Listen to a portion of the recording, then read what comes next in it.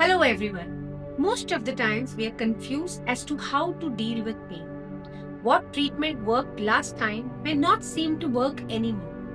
Even if it's working, it's not working to the same extent. Are you in this situation? What we end up doing is becoming great pain managers. We understand what triggers the pain, so we avoid those activities. Through past experiences, we learn to rest, exercise, push ourselves sometimes. Then, if the pain increases, again rest, bring it down, then again push ourselves. Back to our routine. We go into a spiral and beyond a point don't understand how to get rid of this pain completely. We keep oscillating like a pendulum between good days that are pain free and bad days when we are struggling with the pain. And it goes on and on and on.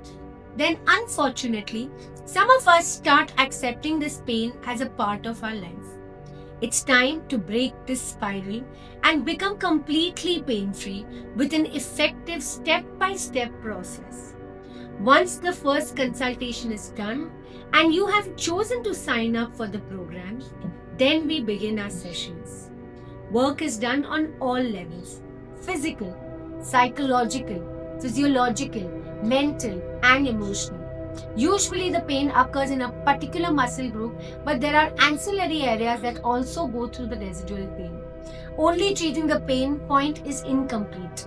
My approach involves working on the core muscle group that is experiencing pain as well as ancillary areas. Without this approach, the relief will never be lasting.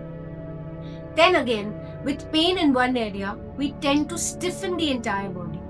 We restrict activities because we fear the pain. Over time, this makes the area weaker and more delicate. I understand this inherent need to avoid the pain.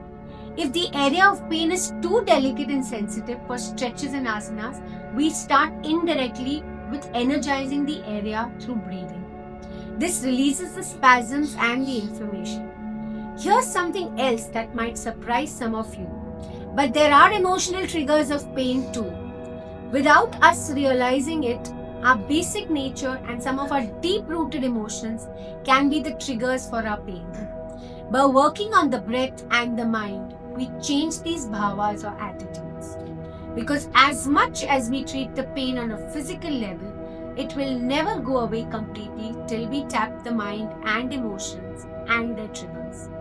We get you into an emotionally balanced state rather than oscillating between extremes. This is essential for releasing the pain completely. Another drawback of our modern lives is that we are getting increasingly rigid in our minds. We like our dislikes. Everything is black or white. There is less scope for grace and middle grounds. This rigidity follows into our bodies. It's very important to loosen up the mind, to let go, surrender. The body then responds to these mental stimuli and starts to relax. As the body relaxes, the pain relief becomes permanent. A big mistake most people make is that they go back to their usual routines once they are almost 80 to 90% better. The last 10 or 20% is the key of not having a relapse of the pain. The last step is all about strengthening the spine, so it's ready to withstand all the activities you subject it to. And we make sure to never skip this step. This holistic approach, taken on all parameters, will help you first move from pain to pain-free and then add strength to your spine so that you do not ever go back to experiencing the same pain again. Ask yourself now, are you done with living in pain? Are you ready to try this holistic approach that you've never tried before? Do you want to heal, not just manage the pain? Then let's get started.